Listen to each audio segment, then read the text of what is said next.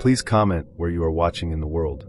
My name is Leandro, and this is my Tinder horror story. I shake as I type and recall the moment. I've always considered myself the sort of guy who walks the line, the quiet type people overlook, the one who doesn't cause trouble. I grew up in Missoula, Montana, a city nestled between rivers and mountains.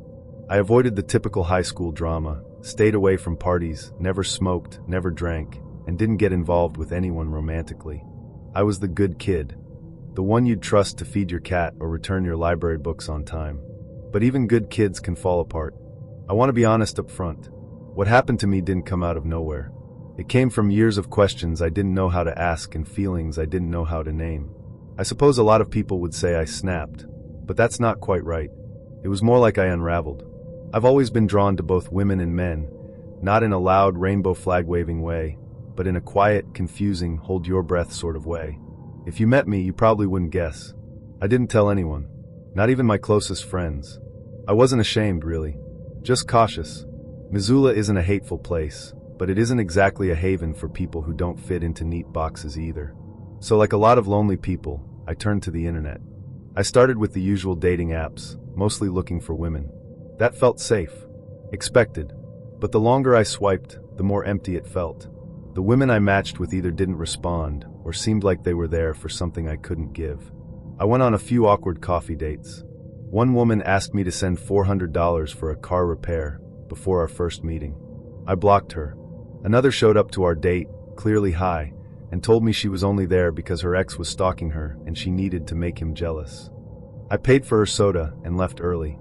After a few months, I stopped pretending. I downloaded an app called Torch, kind of like Grindr but smaller, more discreet. I thought, what's the worst that could happen?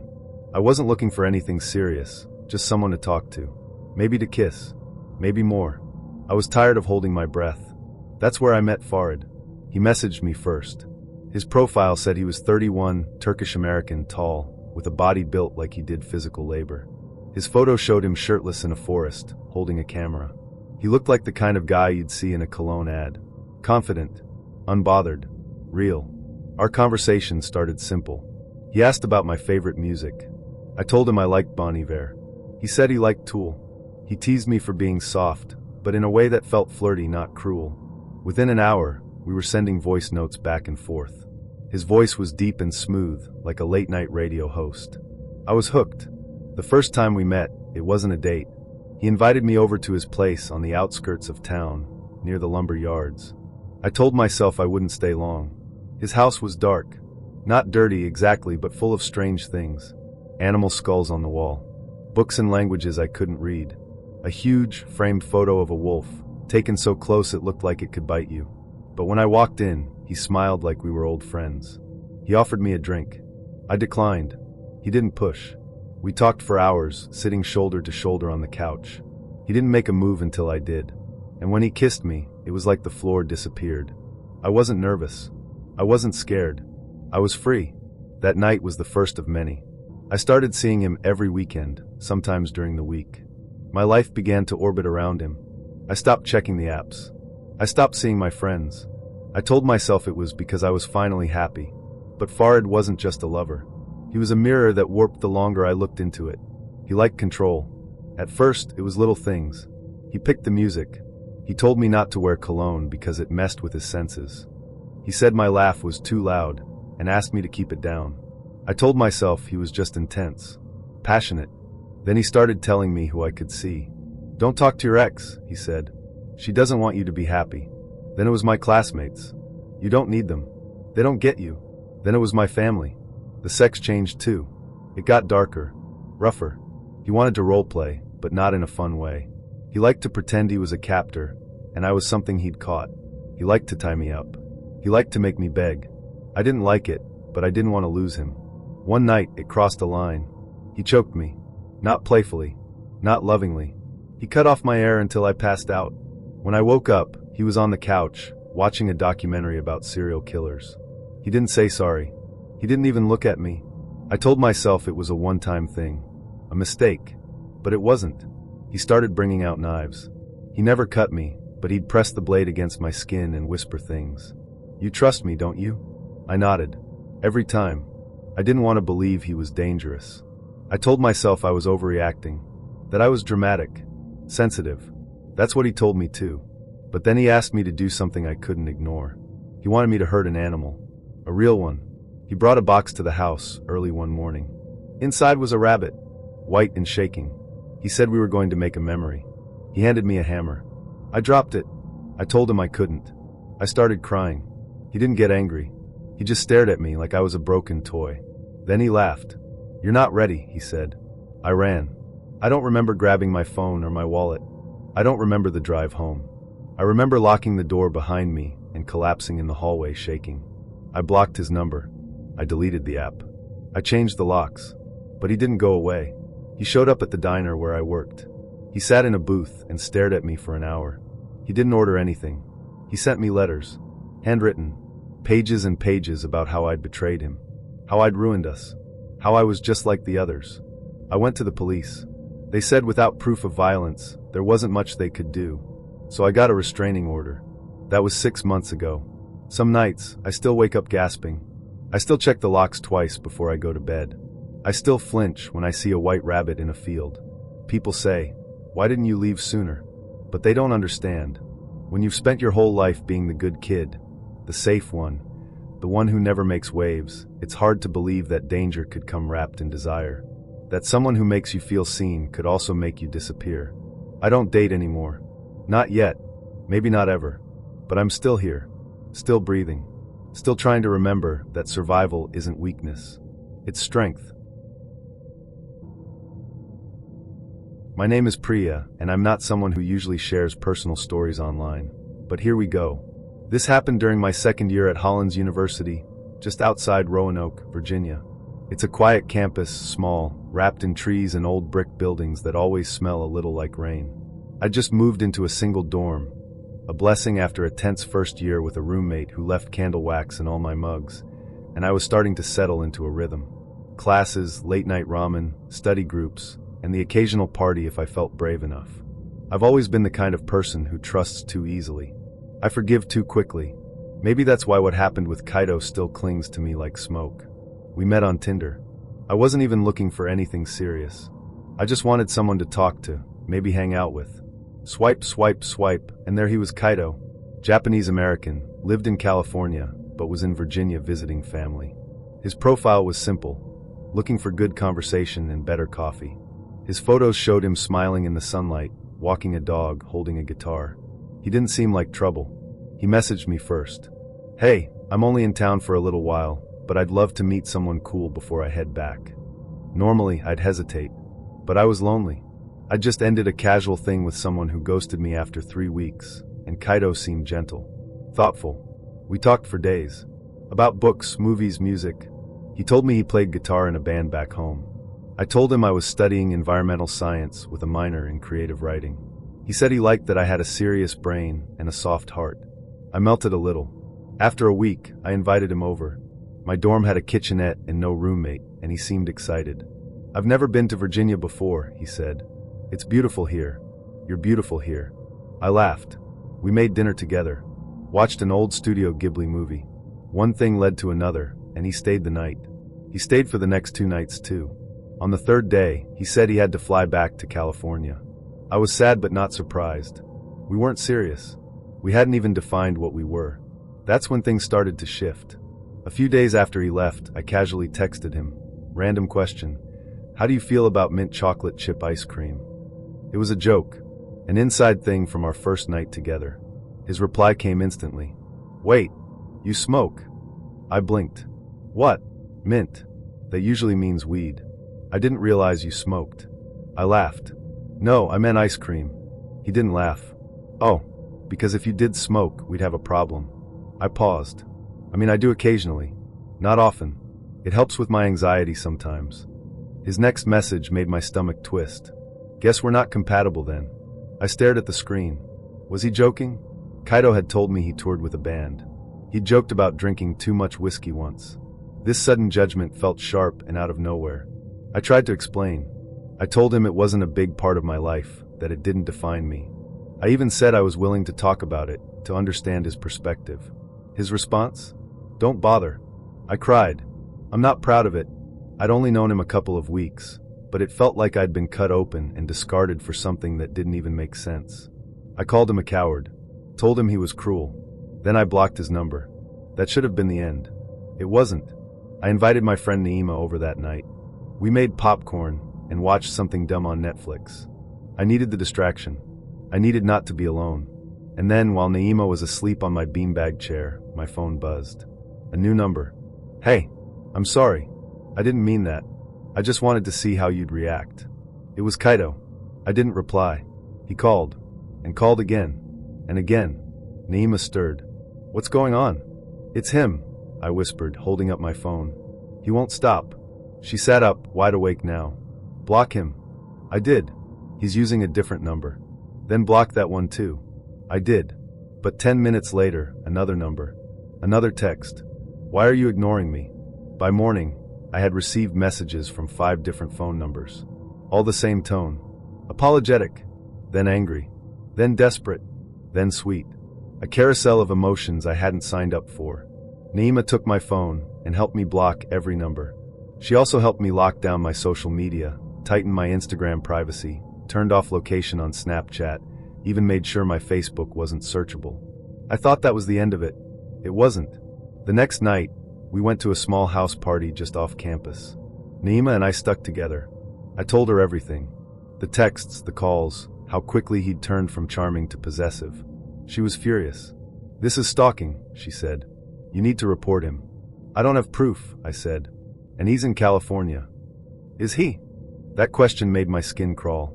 When we got back to my dorm, I noticed a message request on WhatsApp, and one on Instagram, and another on Facebook, all from newly created accounts. All from him. The messages were the same. I love you. I'm coming back. You can't hide from me. I froze. Naima grabbed my phone, read the messages, then looked at me. We're going to your RA first thing in the morning. We did. Our RA, Marisol, took us seriously. She listened, took notes, and involved the housing director. They escalated the situation to campus security. I gave them everything, screenshots, names, dates, times. A campus officer called Kaito. He was back in California, as far as they could tell. The officer gave him a verbal warning. You need to stop contacting Priya, he said. If you don't, we'll pursue further action. For a while it worked. 12 hours of silence. Then a new number. You think you can get rid of me with a phone call? I cried in the shower that night. I couldn't sleep. Naima stayed with me every night for a week. We told our professors. I moved to a new dorm building, one with a coded entry and security cameras. But Kaito found me again. I don't know how. Maybe someone mentioned me online. Maybe he guessed. He sent flowers to the front desk of the dorm. No note. Just a bouquet of lilies, my favorite. I'd told him that once in passing. Naima and I decided to go to the police. This time they filed a report. They told me to keep records of every message, every call, every contact. They said, he's technically not committing a crime unless he shows up here. I asked, what if he does? They didn't have an answer. Weeks passed. The messages slowed down, then stopped. I breathed again. I started to feel safe. Until one night, exactly 38 days after he'd last messaged me, I got a text. Another new number. See you Tuesday. That was the day he said he'd come back to Virginia for a visit. I couldn't breathe. I showed Naima. She went pale. We have to do something, she said. I emailed every authority I could think of. Campus security, the dean, the local police. I even called a domestic violence hotline. They all gave the same advice. Stay with friends. Don't go anywhere alone. Document everything. The night before Tuesday, I didn't sleep. I packed a bag. I stayed with Naima and her roommate in their dorm. We kept the blinds shut. We didn't answer the door. Tuesday came and went. No Kaito. No texts. No flowers. I started to doubt myself. Maybe it was another mind game. Maybe he'd never planned to come. But the fear had carved itself into my bones. I've never been the kind of girl who screams in horror movies. I laugh when the music swells and the girl runs upstairs instead of out the door. I grew up in the Upper Peninsula, where people leave their keys in the ignition and forget to lock their back doors. I've always felt safer in the woods than I do in a crowd. But all it takes is one person to ruin that sense of safety forever. Let me tell you about Andre. I was 17 when it started, old enough to think I knew how the world worked, young enough to still be stupid about it. I lived in Marquette, Michigan, a cold, quiet town on the edge of Lake Superior, where the snow piles up higher than the mailboxes by January and the nights stretch longer than your patience. I didn't have many friends. I wasn't unpopular, just invisible. I was the girl who sat in the back of the class doodling in the margins of her notebook. I liked books, anime, and photography. I didn't go to parties. I didn't drink. I didn't date. But I wanted to. I wanted what other girls had: attention, affection, someone to look at me like I was worth something. So I downloaded an app. Not Tinder, I was too young for that. It was a knockoff dating app, something called DateBridge, or maybe LinkMatch. It doesn't matter. They all work the same. Swipe, message, hope. That's how I met Andre. His profile said he was 16. He had dark hair, green eyes, and a tight-lipped smile like he didn't want to show his teeth. He said he was into art, writing, cosplay, and old horror movies. He messaged me first. "Love your profile. You seem like someone who doesn't put up with fake people." I blushed reading that. It felt like a compliment wrapped in armor. I messaged him back. We talked every day. He was funny in a dry, sarcastic way. He liked the same anime I did. He sent me photos of his drawings, creepy, beautiful things. A girl with her mouth sewn shut. A wolf with human hands. He said he wanted to be a tattoo artist someday. He asked for pictures of me. Nothing bad at first. Just selfies. My face, my outfits, my hair when it was curled. I sent them. He said I looked like someone who belonged in a dream. I swallowed that like candy. When I asked for pictures of him, he said his phone camera was broken. I thought it was weird, but I didn't push. I should have. He started getting darker. He told me he spent a lot of time on mature websites. That he liked roleplay. That he wanted to try power exchange. I didn't even know what most of that meant. When he started asking for more personal pictures, I got uncomfortable. I told him no. He stopped talking to me for 3 days. When he came back, he apologized. Said he respected my boundaries. Said he just missed me. I forgave him. Because of course I did. A few days before Christmas, things got worse. I was in my room when I saw someone outside. It was late. Snow was falling in thick, lazy flakes. I was standing by the window, texting Andre, when I noticed a car parked across the street. A silver sedan, headlights off, engine running. A man got out. He pointed something at my house. Click. A camera. I froze. I told my mom. She didn't take it seriously. Just said, probably a neighbor. Don't worry about it. I saw him again on Christmas Day. Different car. Same man. Same camera. He parked further down the street this time, but I recognized the way he moved. The way he lifted the camera like it was part of his body. I told my mom again.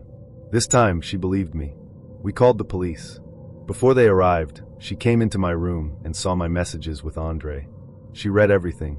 She took my laptop, my phone, everything. The officer who came was gentle. He asked questions, wrote things down, promised to keep an eye on the area. The next day he came back. "I need to show you something," he said. He showed me a photo lineup of men known to law enforcement for online predation. On the 5th page I saw him. The man with the camera. Andre. But his name wasn't Andre. It was Donald. Donald Vickers. 57 years old. No fixed address. Wanted in 3 states for internet-related offenses. He wasn't 16. He wasn't even close. The police searched a house 2 blocks from ours. A rental that had been vacant for months. At least, that's what everyone thought. Inside, they found photos. Some taken through windows. Some taken inside. Of me. Sleeping. There were pictures of me brushing my hair. Eating cereal. Walking to school. In one I was curled up in bed, and a hand, his hand, was reaching toward my face. They found a USB drive full of our chats. They found a folder labeled My Girl. They found one of my shirts. I don't know how he got it. He vanished before they could arrest him. No one knows where he went. Maybe out of state. Maybe out of the country. Maybe into another girl's life. I started therapy. I still have nightmares. I still check the locks 3 times before bed. I still flinch when I see silver sedans. I was raised on horror movies, true crime podcasts, and the kind of brotherly dares that leave you locked in a cemetery overnight with nothing but a flashlight and a half-dead phone. But none of that prepared me for Delilah. I met her on Tinder, right after a breakup that had left me raw and restless. I was 26, living alone in a 2-bedroom rental in Chico, California. I'd lived there for about a year, close enough to my family in Sacramento to visit, far enough that I could forget the weight of expectations. I worked from home as a data analyst, which meant I had a lot of time to think and not a lot of people to talk to. Tinder helped with that. She matched with me within minutes. Her first message was, "You're hard to find." I assumed it was a joke. I replied with a smiley face and asked her what she meant. She said, "I had to reset my filters. You weren't showing up before." We messaged for hours that night. She was odd, but not in a creepy way. She had a strange rhythm to her speech, like she was always a few steps ahead in the conversation. She asked questions that felt too specific. "Do you keep your blinds open at night? And have you ever seen someone standing at the edge of your yard?" I chalked it up to a dark sense of humor. I asked if she wanted to meet. "Soon," she said. "I'm waiting for the right time." The next few days, we kept talking. She never sent photos beyond her original profile picture. Her Instagram was private. Her voice notes were short, breathy, and always ended abruptly, as if someone was about to walk in. Still, I was intrigued. She seemed to know things about me she shouldn't. She mentioned the color of my front door red, the sticker on my car bumper, a faded NASA logo, and the type of cereal I'd bought that morning, Honey Bunches of Oats. "I saw it in your story," she said. I hadn't posted a story. I asked her straight up, "Are you watching me?" She replied with a photo. It was of me, sitting on my porch the night before, scrolling through my phone. The lighting was dim, but it was unmistakably me. I was wearing a gray hoodie, same as I had when I took the trash out. I stared at the photo for a full minute before texting, "Where are you?" Her reply, "Close." The next morning I called a friend, Jordan, who worked in IT security. I told him what was going on, tried to laugh it off. "She's probably just messing with you," he said. "Creepy, yeah, but it's probably some prank." "From who?" "Maybe an ex? Someone who wants to freak you out." I hadn't been with anyone since Amanda, and she was more likely to ghost me than stalk me. That night, I locked every door and window. I pulled the blinds shut. I turned off location sharing on every app one could think of. Then I got another message. It was a photo again. This time, it was of my living room, taken from outside the window. I hadn't told anyone where I lived. I didn't sleep that night. I left every light on. My heart stuttered at every creak and shadow. When the sun finally rose, I felt like I'd aged a decade. I reported her profile on Tinder. It disappeared within the hour. But the texts kept coming, now from an unknown number. "Why'd you do that?" Another message. "I thought we were getting closer." I didn't reply. The next day, I went to the police. They told me to document everything. "Unless she physically enters your property or threatens you directly, there's not much we can do," the officer said, sounding exhausted. "What about the photos?" "She hasn't trespassed." "Not technically." I left with a case number and a pamphlet about online safety. That night, the messages stopped. For 2 days, there was silence. I started to relax. Told myself it was over. Maybe she'd moved on to someone else. Maybe she realized she crossed a line. Then on the third night, I heard something. A knock. Not on the front door.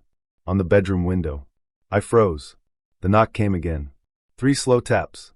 Then silence. I grabbed my phone and called 911, hands shaking. I didn't look out the window. I couldn't. The dispatcher stayed on the line until the police arrived. They searched the yard, the alley, even the neighbor's property. Nothing. No footprints. No sign anyone had been there. One officer looked at me and said, "Are you sure it wasn't a tree branch?" I wanted to scream. I didn't sleep again. The next day, I installed cameras around the property. I bought motion lights. I called Jordan and asked if he could help me trace the messages. He tried, but the number was a burner. No name. No trail. Then the group photo came. It was sent around 2 a.m. from a new number. I didn't see it until morning. There were 5 people in it, 4 men and a woman, all wearing dark hoodies, all standing on the sidewalk in front of my house, staring straight at the camera. The woman in the middle was holding a sign. It said, "I'll see you soon." I called the police again. This time they took it more seriously. An officer came by, took my phone as evidence, and promised to increase patrols in the area. I asked if they could trace the photo. "We'll try," he said, "but don't expect a miracle." I didn't leave the house for 3 days. I had groceries delivered. I called my boss and told him I needed time off. I couldn't eat, couldn't think. Every night, I waited for the knock. It didn't come. Not yet.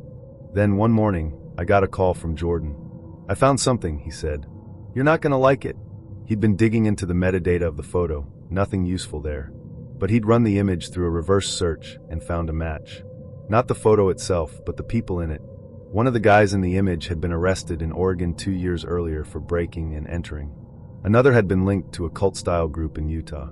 The woman, Delilah, had no record, but her online presence was strange. She ran a blog. It was full of entries about soul tethering and digital intimacy. She wrote about finding the ones who can't run, and how fear is the last obstacle before union. The last post was titled, Mateo. I read every word. It described my house, my routines, my favorite hoodie, things I'd never shared publicly. At the bottom, one sentence chilled me more than anything else. "Tonight, we'll meet in the space between dream and dread." I packed a bag and drove to Sacramento that afternoon. I stayed with my parents for a week. The text stopped. No photos, no knocks, just silence. Eventually I moved. Different city, new number, no social media. I haven't heard from Delilah again. But sometimes late at night, I still check the window. And when I close my eyes, I hear the knock. 3 slow taps, followed by silence. And I remember her last message. "I'll see you soon." I used to think I was good at spotting creeps. I worked in a bar off 6th Avenue in Tacoma, and after 2 years of serving drinks to slurring regulars and frat boys who thought "smile more" was a compliment, I figured I had a decent radar. But nothing I saw behind that bar prepared me for Felix. We matched on Tinder in early spring, when everything still felt gray and wet, and the idea of dating again didn't seem like a mistake yet. I'd been single for about 6 months after ending a situationship with someone who thought texting, "you up," counted as affection. I wasn't looking for love, just someone to flirt with, maybe grab a drink, maybe kiss in a parked car while pretending it was still high school. Felix's profile was simple. No shirtless gym selfies, no fishing photos, just a clean-cut guy in his late 20s, leaning against a car wearing a navy peacoat. His smile was crooked but charming. His bio said, "Quiet, intentional, curious. I like long drives and bad horror movies." I messaged him first. He responded within minutes. We talked for a few days. He was articulate, funny in a dry, almost academic way, a little shy but attentive. He asked good questions, about my work, my art, my tattoos. He said he liked women who knew what they wanted. I told him I wanted a night out that didn't feel like babysitting. He offered to pick me up. I hesitated. "Just drinks," he said. "Nothing weird. I promise." I gave him my address, and I wished to God I hadn't. He texted around 7 p.m. Outside, smiley face. I looked through the curtain. A black sedan was parked across the street, engine running. The windows were tinted, but I could see someone in the driver's seat. I grabbed my bag, texted my roommate, and headed out. But when I opened the car door, something felt off. The man behind the wheel wasn't Felix. He was older, late 40s maybe, thick hands gripping the steering wheel, wearing a dark hoodie and a ball cap pulled low. I stepped back. "Sorry, I think I got the wrong car." He smiled. "No, you didn't. Felix sent me." My stomach went cold. "I'm his dad," the man said, like that made it normal. Why would his dad be picking me up? He got called into work. "I'm just giving you a ride." I didn't move. "Come on," he said. "Don't be rude." I slammed the door shut and backed away. He peeled off without another word. I ran inside and locked the door. I texted Felix. "Me? What the hell?" "Felix, what?" "Me. Your dad just tried to pick me up?" "Felix, oh, he was just helping." "Me, that's not okay. That's creepy as hell." "Felix, you didn't have to be mean about it." "Felix, he's a good guy. Just nervous." "Felix, he really wanted to meet you." I blocked him. Told myself it was over. But that wasn't the end. Not even close. The next night, I worked a closing shift at the bar. Got out around 2 a.m. It was cold, misty. I called a cab since my car was in the shop. A few minutes later, a black sedan pulled up. Same make, same color, same car. I stood under the awning staring at it. The back passenger window rolled down. And there he was. The same man. Felix's dad. "You called a ride?" he asked casually. I shook my head. "I'm good." "You sure?" he said. "It's late. Dangerous to be alone." I stepped back toward the bar door and knocked until my co-worker let me inside. I didn't even explain. Just said, That guy's following me. We called the police. By the time they arrived, the car was gone. Again, I filed a report, gave them the messages, the description of the car, the man's face. They told me to stay somewhere else for a few days. Maybe crash with a friend. I stayed with my sister in Gig Harbor and didn't go home for a week. I kept expecting the texts to stop, but then they started again. This time from a different number. Unknown. I'm sorry about the car thing. Unknown. He just wanted to protect you. Unknown. You're special. We both saw that. Unknown. You look beautiful in that red coat. Unknown. I'll try again. You'll say yes this time. I called the number. It rang once, then went to voicemail. The recording was just breathing. I changed my number. I moved apartments. I deleted Tinder. I thought that would be enough. But a month later, a letter showed up at my new place. No return address. Inside was a photo. It was me, taken from behind as I walked into my new building. And on the back, in messy handwriting, "You looked lost. I can help you get home." I moved again, this time out of state. I didn't tell anyone where. I wasn't supposed to be on the internet that night. It was the summer of 1998, and I was 16, holed up in my room in Indianapolis with the slow whir of a box fan and the dial-up modem screeching like it was possessed. My parents were asleep downstairs, and I was supposed to be working on summer reading. Instead, I was logged into an AOL chat room called Indie Late Night. Back then, the internet still felt like a dream you could walk through. Everyone was anonymous. Everyone had a weird screen name. Mine was D-Rail17. I thought it was cool. I'd been chatting for a couple hours when I got a private message. Lunadream_9. I like your vibe. You seem different. Her profile said she was 17, lived in Bloomington, and liked books, storms, and secret games. Her profile pic was a grainy webcam shot, just her eyes and the edge of a smile. It was blurry, but she looked pretty. Soft, pale skin, dark bangs. I replied, "Of course I did." We hit it off fast. She was smart, funny, kind of intense. The kind of girl who'd quote Poe one moment and ask if I'd ever kissed someone in the rain the next. I was hooked. She asked me what I looked like. I said tall, skinny, brown hair, awkward smile. She said she liked awkward. She said awkward was honest. Then she asked a question that made me pause. Lunadream_9. Do you like games, Darren? I didn't know what she meant. She clarified. Lunadream_9. The kind where someone gives the rules and the other person just follows. I thought it was a joke. I played along.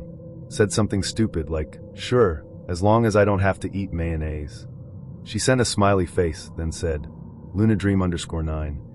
What if I told you I was playing a game right now? I asked what kind. She replied, Lunadream_9. One where I see how far I can go before you get scared. I laughed. Nervously. She didn't. Then she asked, Lunadream_9. Ever done anything private on cam? I hadn't. I didn't even have a webcam. But I said, maybe. She said she had one. Asked if I wanted to see her. I said yes before I even thought twice. She sent me a link to a private video chat room. The screen loaded slow. My heart was pounding. When the video finally came on, she was sitting in a dark room lit by candles. Her face was partially hidden behind her hair. She wore a thin tank top with spaghetti straps and a choker. Something about the way she looked into the camera made me forget how to breathe. She leaned closer and said, "You're cute." I didn't know what to say. Then she said, "But it's not just me here." My stomach dropped. A man stepped into frame. He was older, maybe in his 20s. Shaved head, wearing a black hoodie. He didn't speak. He stood behind her and placed a hand on her shoulder. She didn't flinch. She smiled. "I told you," she said. "It's a game." I froze.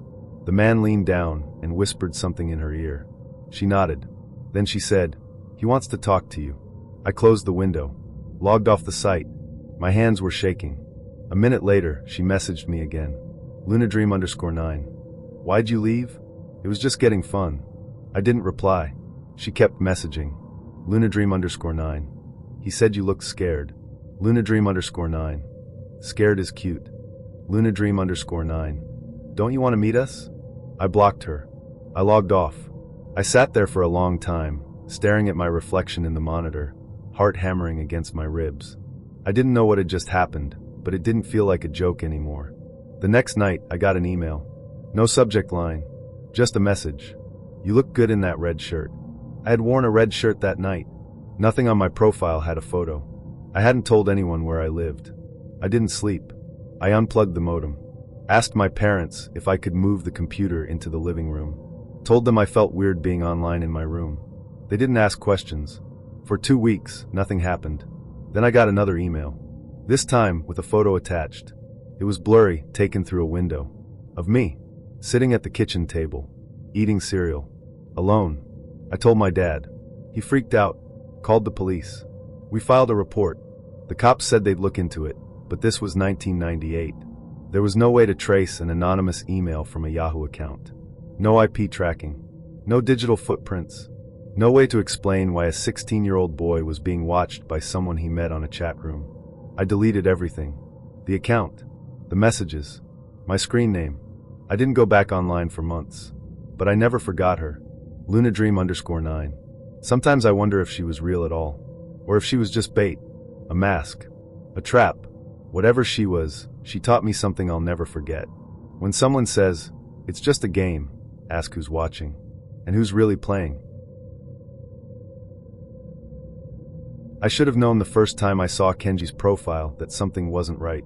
But I was 20, bored, and still learning to ignore the butterflies that came with red flags.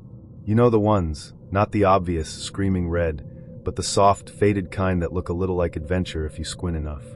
I was in my second year at the University of North Carolina in Asheville. A vibrant town, nestled in the mountains, full of crystals, kombucha, and people who said things like, "Let the universe decide." I'd come here from a tiny, flat place in rural Missouri, where the most spiritual thing I'd seen was the statue of the Virgin Mary in my grandmother's front yard.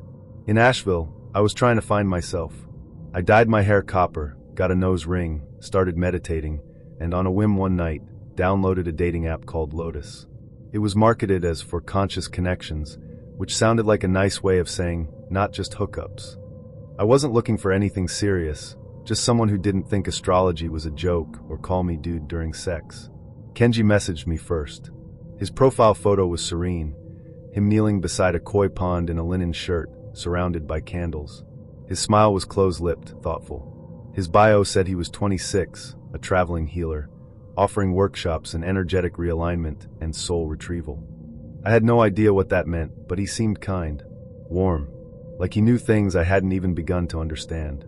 Our messages were dreamy from the start. He asked what my aura color was. I joked that it was probably beige. He said he could help with that. We moved from the app to texts, then voice notes, then calls. I found myself staying up until 2 a.m. listening to him talk about the vibrational frequency of the moon and how trauma lives in the fascia. I didn't understand most of it, but his voice was like honey and ash. I was enchanted. He said he was only in Asheville for a few weeks, staying at a friend's place while planning a retreat in Costa Rica. "We should meet," he said. "You feel aligned." God, I wanted to be aligned. I invited him to the coffee house where I worked part-time. He showed up right at opening, wearing loose white pants and no shoes. No shoes. In public. He ordered ginger tea and tipped me $20 for a $3 cup. "I don't believe in paper limits," he said, nodding toward the tip jar. "Abundance flows to those who welcome it." He stayed for hours. We talked between customers. He asked about my family, my dreams, my biggest fear. Looking back, I realized I didn't ask much about him. He was a master at flipping conversations around, turning every answer I gave into something about presence or manifesting wholeness. He made me feel seen. We went on 2 more dates, if you could call them that. We meditated together in a field. He read my energy using a pendulum. We kissed under a weeping willow tree in the botanical gardens, his hands always gentle, never forceful. Then he invited me to a gathering. "It's a women's circle," he said, "but I think you're ready. Mairead will be there. She's the one who guides me." I hesitated. He leaned forward, took my hands, and said, "Don't you want to meet someone who can help you shed the parts of yourself that aren't truly yours?" I nodded. The gathering took place in a large house tucked away in the hills outside Asheville. I drove up a winding gravel road, surrounded by trees and fog. The house was cedar-sided, with wind chimes hanging from every corner. The door was open. Inside, it smelled like sandalwood and something vaguely metallic. Mairead greeted me in a flowing red robe. She was older, maybe 50, with piercing gray eyes and thick, silver-streaked hair. She kissed both my cheeks and said, "You've arrived." There were 5 other women already seated in a circle on the floor, all in various stages of undress. Some wore slips. One was topless. No one seemed uncomfortable. I sat down, heart pounding. Mairead lit a candle and began chanting in a language I didn't recognize. Kenji stood behind her, silent, watching me. The ceremony began. We were asked to share our fears, our shadows. I spoke about my people-pleasing, my anxiety, how I felt like I was always trying to be who others wanted me to be. Mairead nodded. "That's your wound. We can help you heal it." Then came the cleansing. One by one, we were asked to disrobe, to lie down in the center of the circle, to allow Mairead and Kenji to release attachments through touch. The other women went first. They didn't flinch when Kenji placed his hands on their stomachs, their thighs, sometimes between their legs. I was frozen. When it was my turn, I stood up and shook my head. "I'm not ready," I said, voice cracking. Mairead frowned. "Your resistance is your ego. Don't let it win." I don't want to." Kenji stepped forward. "Saffron, this is part of your healing." I looked around. The other women were watching me. Some with pity. Some with blank expressions. I backed away. "I need to go." "You'll regret this," Mairead said, her voice suddenly sharp. "You're choosing pain." Kenji didn't move. I ran. I didn't even grab my shoes. I got in my car and drove barefoot back to my dorm. My feet were shaking. My phone buzzed nonstop. "Kenji, you're breaking your path." "Kenji, Mairead says you're cursed now." "Kenji, come back. We'll forgive you." "Kenji, I saw your fear. You're not ready for truth." "Kenji, you'll never be whole without us." I blocked him. I blocked the women I'd met that night. Then I went to the police. They didn't take it seriously at first. "Did anyone touch you without consent?" they asked. "No," I said. "But they groomed me. They tried to lure me." I showed them the messages. I told them about the secluded house, about Mairead, about the cleansing ritual. They finally opened a report. A few weeks later, I got a call. The house was empty. The land was owned by a shell company. Mairead's name wasn't in any database. Kenji's phone number had been recycled. They were gone. I'll never know what would have happened if I'd stayed. If I'd laid down. If I'd said yes. It's been 7 years since it happened, and I still can't drive through the Crocus Lane neighborhood in Bismarck without feeling like I can't breathe. The trees still lean in the same way, the sidewalks still crack in the same places, and the houses still hold their secrets. I told myself I'd never talk about it, but it's time. I was 21 back then. A college senior, studying graphic design at a small university just outside of town. I'd never been someone who dated much, not in high school, not in my first years of college. I wasn't shy exactly, just slow to trust. I'd grown up in a quiet, conservative family. My hometown had more cows than people, and most of the dating I saw was either rushed or reckless. Neither appealed to me. But loneliness has a way of creeping in when you least expect it. It was early fall, just before the leaves turned. I'd been playing around with dating apps on and off, Tinder, Bumble, and something called Clover. That's where I met Victor. His profile was unremarkable. A couple of photos, one of him hiking, one of him standing next to a truck. He had a short bio, living life one day at a time, looking to meet someone genuine. That word, genuine, hooked me. He didn't look like a creep. Clean cut, maybe a little older than me, but not by much. I swiped right. We messaged for a few days. He wasn't overly flirty, didn't rush anything. Asked me about school, my hobbies, why I liked photography. He told me he worked in construction and was renting a house on the north end of town, near the river. Said he was new to Bismarck, just moved from Idaho. We exchanged numbers, then agreed to meet in person. I wish I could say I had a bad feeling, that some part of my brain screamed, "Don't go." But it didn't. He seemed normal, boring even. We made plans to meet at his place one afternoon after my classes. It was a weekday around noon. He said he didn't like coffee shops and preferred to talk somewhere quiet. I hesitated but told myself it was fine. It was daylight. I'd be careful. I parked on the street. The neighborhood was eerily silent, the kind of silence that makes you think everyone's watching from behind curtains. The house was small, single-story, with fading blue paint and a crooked mailbox. It didn't feel threatening, just old. Victor came out before I knocked. He smiled, waved, and said, "Hey, come on in." I followed him inside. The house was cold. Not just chilly, cold in a way that seeped into your bones. The furniture was sparse. A couch without pillows. A table with no chairs. Most of the windows were covered with sheets instead of curtains. It looked more like a storage unit than a living space. Everything was blanketed in dust. He must have noticed the look on my face because he laughed nervously and said, "Yeah, I haven't really unpacked yet." I nodded, trying to be polite. "It's okay. I like minimalism." He offered me a bottle of water. I declined. "Want to go for a walk?" he asked. "There's a park nearby." Relieved, I agreed. The air inside the house was stale, heavy. I wanted out. We walked a few blocks toward a baseball field. The neighborhood felt deserted. No kids playing, no cars driving by. Just wind and leaves. We sat on the bleachers. He didn't say much. Just stared out across the field like he was watching something I couldn't see. I pulled my jacket tighter. Out of nowhere, he asked, "You ever feel like people are just pretending?" I looked at him. Pretending what? Everything. Like they're putting on a show. Smiles. Jobs. Love. All of it. "I guess," I said slowly. "I mean, sometimes." He turned to me then. His expression had shifted. Sharper. Eyes narrowed. "You're not pretending, are you?" "No," I said, thrown off. "I'm just here." Something in his posture changed. He leaned closer. "You're real, right?" I forced a smile. "What do you mean?" And then he lunged. He shoved me backward off the bleachers. I hit the ground hard, the wind knocked out of me. Before I could scream, he was on top of me, hands fumbling at my clothes. I kicked, punched, scratched, but he was stronger. I remember thinking, this is it. This is how it ends. But adrenaline is a strange and powerful thing.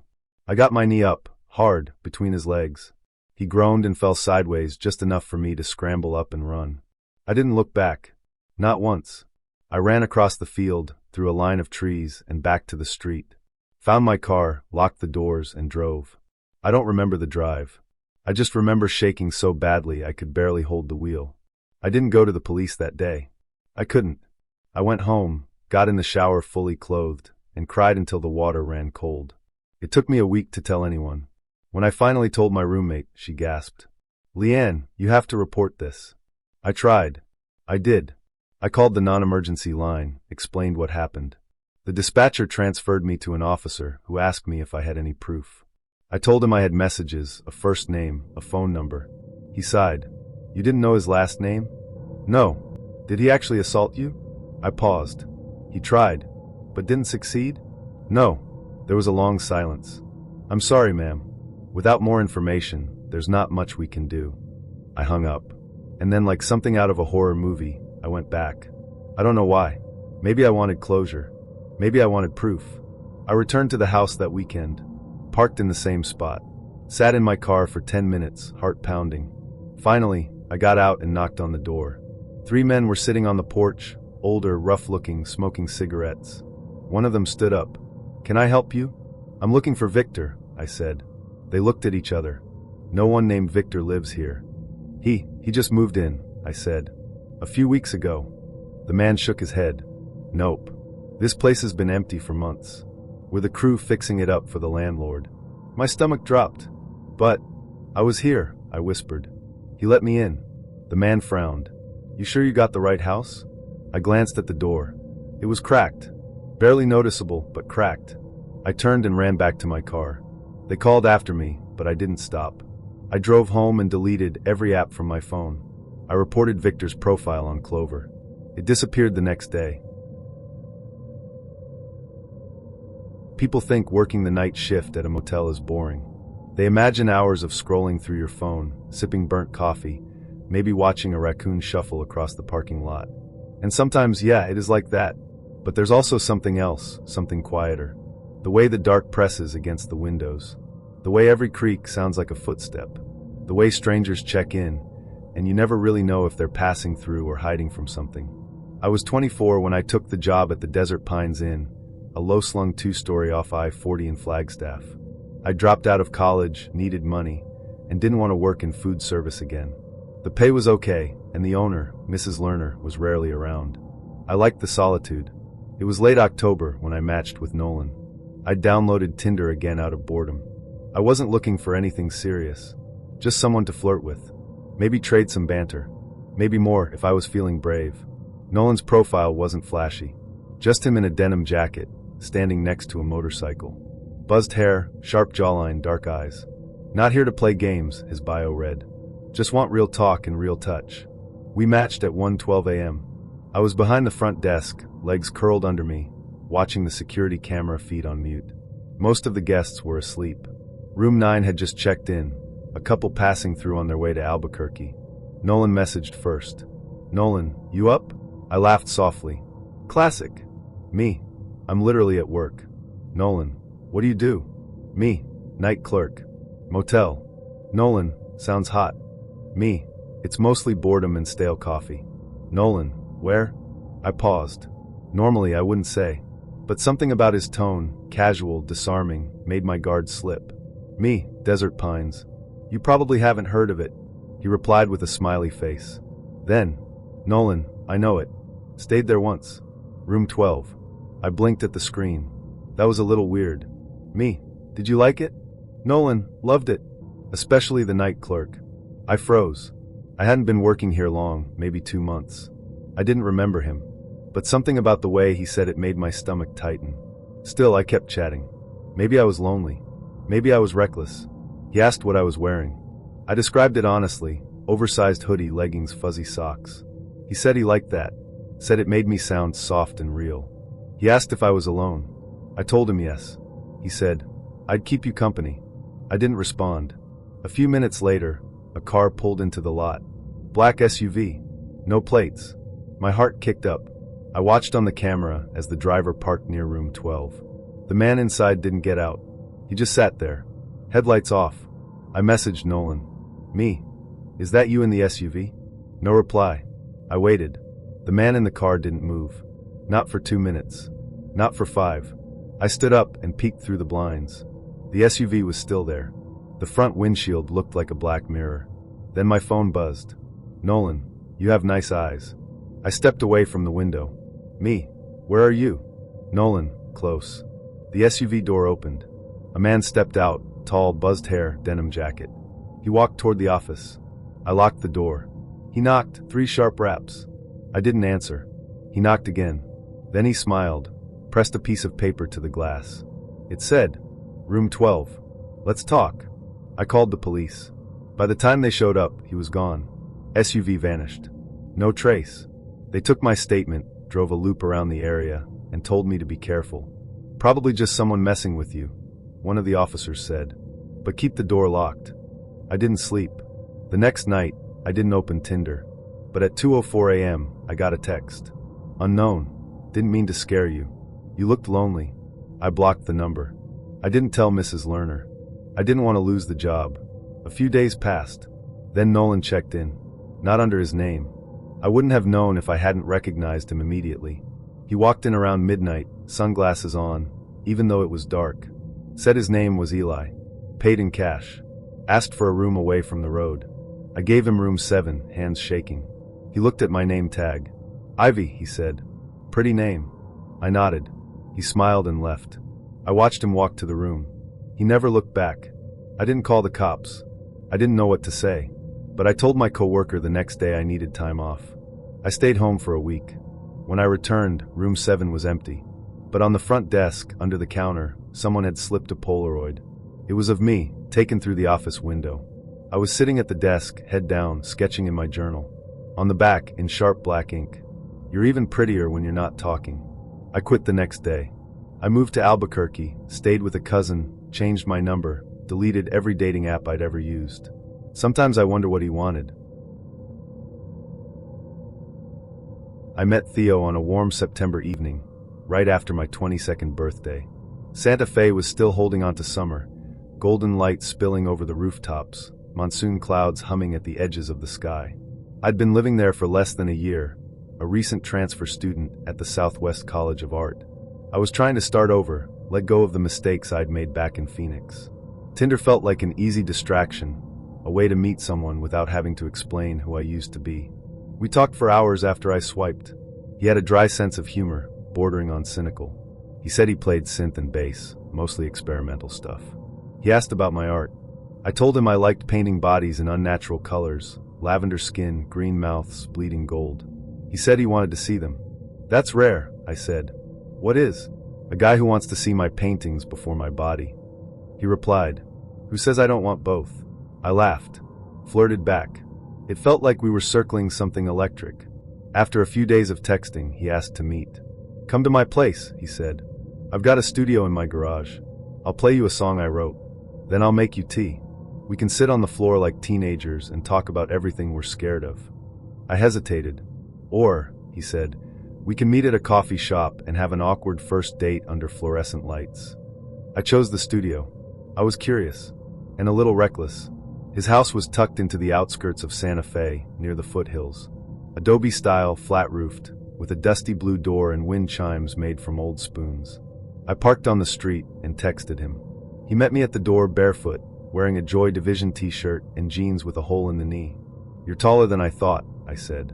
"You're prettier than you think," he replied. He led me through the house, dim, cluttered, filled with half-soldered electronics and stacks of records. The garage door was closed tight, and inside, it felt like a different world. The walls were covered in foam paneling. Guitars hung from hooks. A synthesizer with blinking lights sat under a red desk lamp. There was a small couch, a floor mattress, a heavy black curtain dividing the back half of the room. "Soundproofed," he said. "I like to get lost in here." He handed me a pair of headphones and played a song. It was eerie, ambient synth layered with distorted vocals. His voice looped and warped, repeating, "You said you'd stay. You said you'd stay." I closed my eyes. When I opened them, he was watching me. "You okay?" I asked. He nodded slowly, then smiled. "You felt it? That's rare." I laughed nervously. It was intense. He made us tea, something herbal with a bitter kick. We sat on the floor, knees touching. We talked about ghosts, about childhood fears, about the way certain songs make you ache in places you didn't know existed. I told him about the first person who broke my heart. He told me about the time he tried to build an instrument out of bones. I thought he was joking. He wasn't. "They were animal bones," he said. "Mostly." I must have looked uneasy because he reached out and touched my knee. "I'm weird, not dangerous." I smiled, even though my pulse had quickened. He leaned in. We kissed. It was slow at first, his lips soft, his hand warm on my back. Then deeper. His fingers slid under the hem of my shirt. I didn't stop him. It had been a long time since I felt wanted. We moved to the mattress on the floor. Clothes came off in pieces. The room was warm, dark, silent except for our breathing and the soft hum of the amp still on in the corner. He was intense. Not rough, but focused. Like he was trying to memorize every part of me through touch.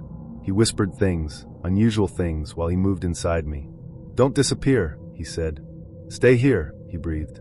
"Be still." After, I pulled the blanket over myself and tried to catch my breath. He sat up and lit an incense stick. I asked if I could use the bathroom. "Down the hall," he said. Second door. I wrapped myself in my shirt and padded through the house. The hallway was darker than I expected. I opened the first door, not the bathroom. It was a bedroom, and it made me freeze. There were photos pinned to the wall. Dozens of them, all of women. Some were selfies. Some looked like they were taken without consent, through windows in parking lots. I stepped closer. My skin prickled. One of the photos was me. From that night, standing outside my car, looking at my phone. I stumbled back and slammed the door shut. The second door was the bathroom. I locked it, heart pounding. My legs felt like water. I stared at my face in the mirror, trying to think. What the hell had I walked into? I got dressed. Quietly. Quickly. When I stepped back into the studio, Theo was sitting on the couch, staring at the wall. "I'm not feeling great," I said, grabbing my bag. "I think I'm gonna head out." He didn't answer. I moved toward the door. He stood up. "You weren't supposed to see that." My throat tightened. "See what?" He walked toward me slowly. "You don't understand the context." "I need to go." "You're not listening." I bolted. I made it to the front door and out into the night. He didn't follow. I drove away with shaking hands, barely able to breathe. I didn't sleep that night. The next morning, I reported him to campus security, even though he wasn't a student, and then to the police. They went to the house. It was empty. No furniture. No instruments. Just dust and a few stray cables on the floor. The address had been a rental. Paid in cash. No forwarding information. No ID. Theo, if that was even his name, was gone. I deleted Tinder. Blocked the number he'd used. Was I the next photo?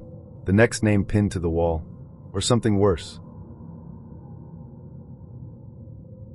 He came into my life like summer lightning, sudden, hot, impossible to ignore. I met him at a feed store outside Nacogdoches.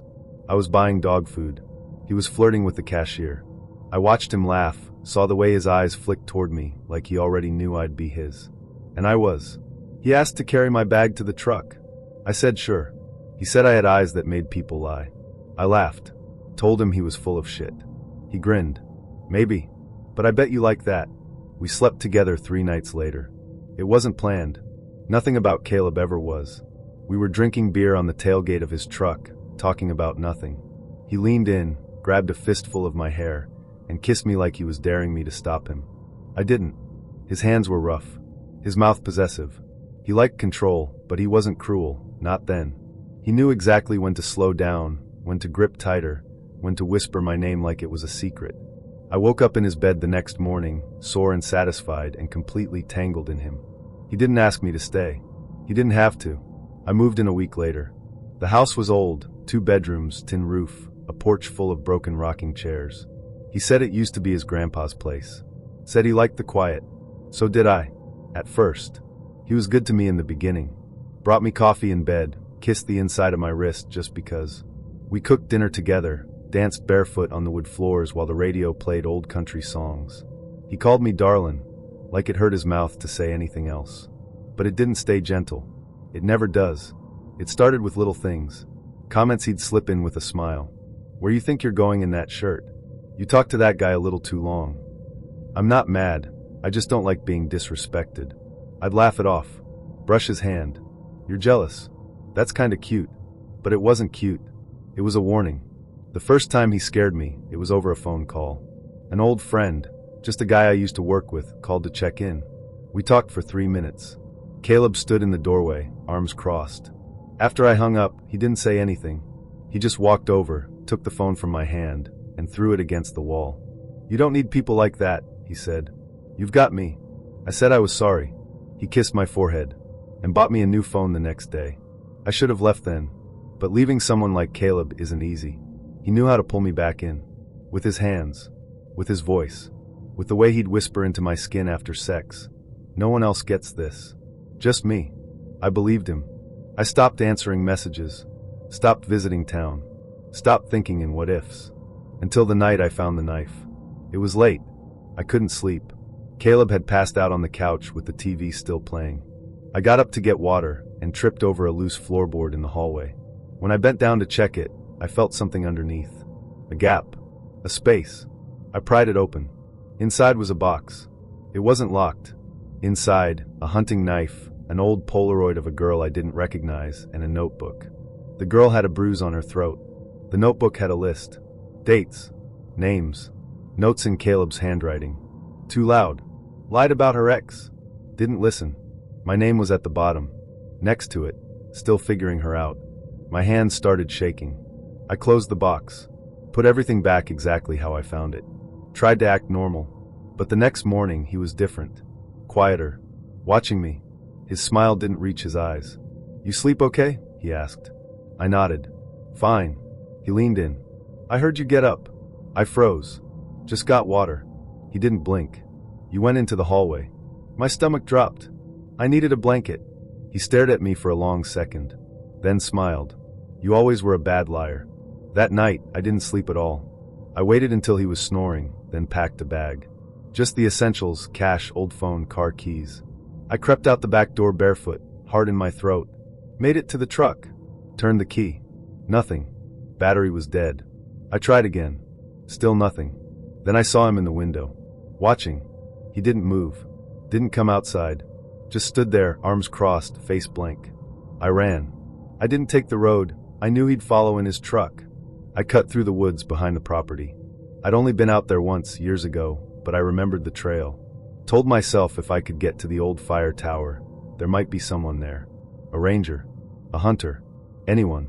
I ran for what felt like hours. Branches tore my legs, thorns caught in my hair. I didn't stop. Not even when I heard the engine behind me. He was coming. I could hear him. Him or the truck. Either way, I couldn't go back. When I saw the tower, I almost cried. It was old, rusted, the ladder half broken. but it was tall. I climbed.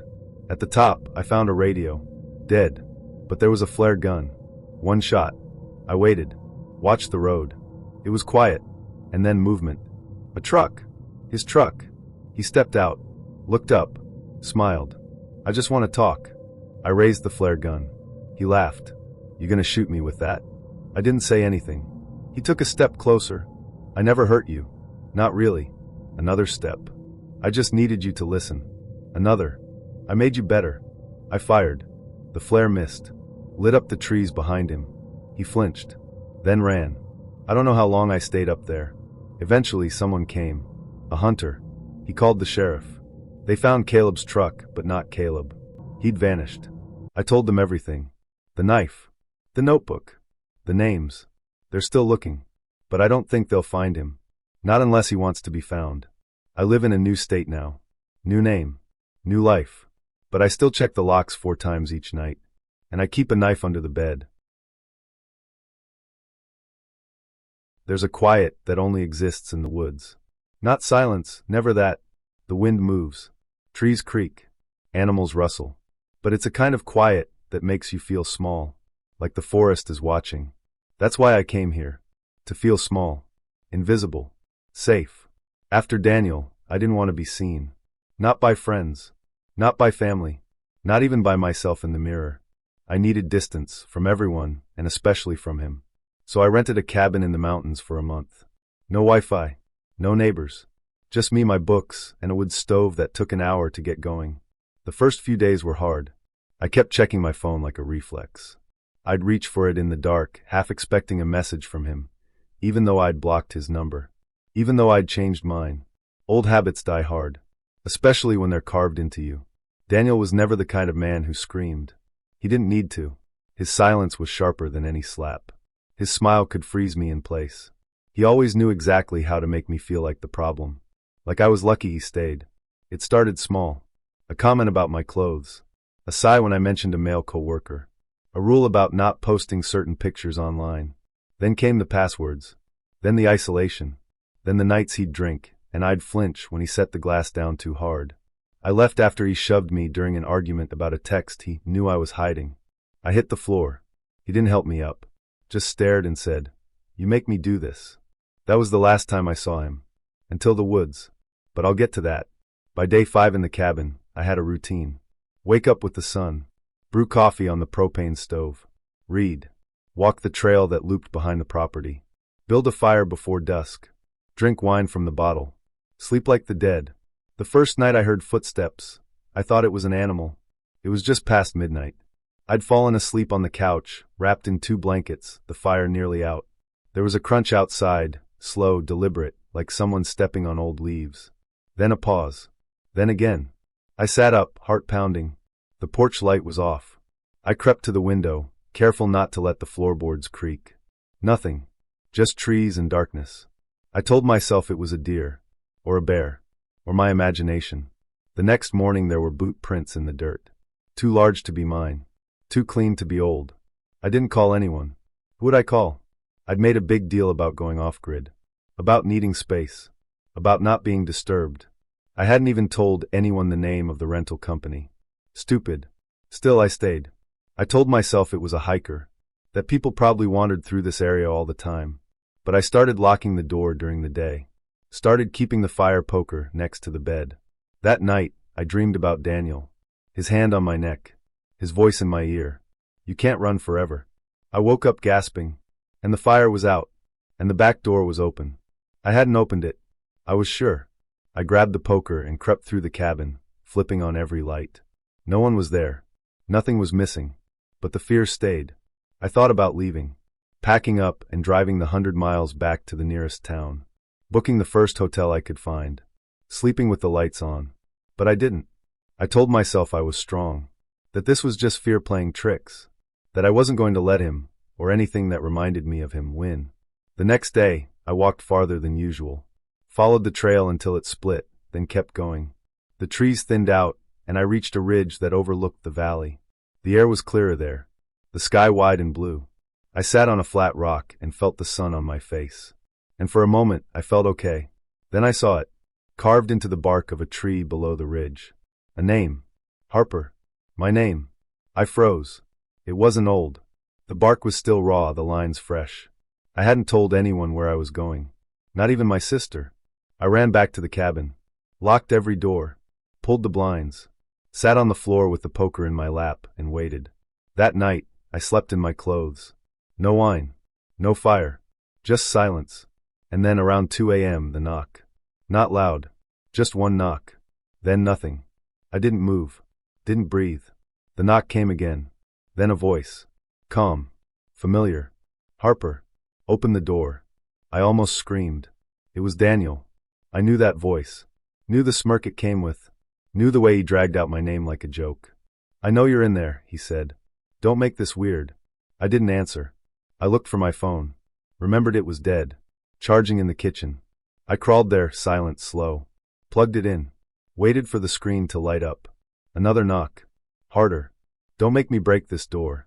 My phone powered on. I dialed 911. No service. Of course not. I grabbed the poker. Moved to the back door.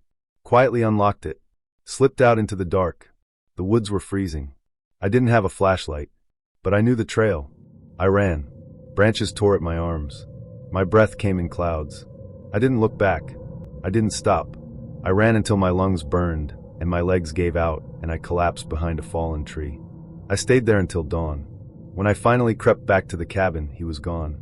The front door was cracked. Inside, everything was untouched. Except the mirror. Written in red lipstick. You always were dramatic. I packed in 10 minutes. Drove until I hit a town with a sheriff's station. Filed a report. Gave them his full name. His last known address. The restraining order I'd filed months ago. They said they'd do their best. But I'd left no trail. No digital footprint. No forwarding address. He'd found me anyway. That night, I booked a flight home. I moved in with my sister. Started therapy. Got a dog. Changed my name. I was 17 the first time I thought I could save someone. Her name was Anna. She transferred to my high school halfway through junior year. Always in black jeans and scuffed boots. A hoodie even in the heat. Headphones in, eyes down. She didn't talk much. Most people ignored her or whispered behind her back. Said she was weird. Said she had issues. I was the only one who didn't look away. I found reasons to sit near her in English class. Made jokes she never laughed at until one day she did. It was a quiet laugh, like she wasn't used to the sound. That was enough. We started texting, then hanging out after school, then sneaking out to meet behind the gas station near my neighborhood. She told me things in pieces. About her mom mostly, how she drank, how she screamed, how sometimes she didn't come home for days. She'd sleep in the laundry room under a pile of blankets because it was the only place without holes in the floor. She said she'd never had her own bed. I told my parents she was just a friend. Then one night, I brought her home after practice, and she met my mom in the kitchen. Anna smiled, polite but cautious. My mom offered her a plate of lasagna and asked if she wanted to stay for dinner. Anna stayed for 3 years. At first, it was like taking in a stray cat. She flinched when the door slammed. She never asked for seconds. She didn't know how to accept kindness without apology. But slowly she softened. She moved into the guest room. My mom bought her a comforter with sunflowers on it.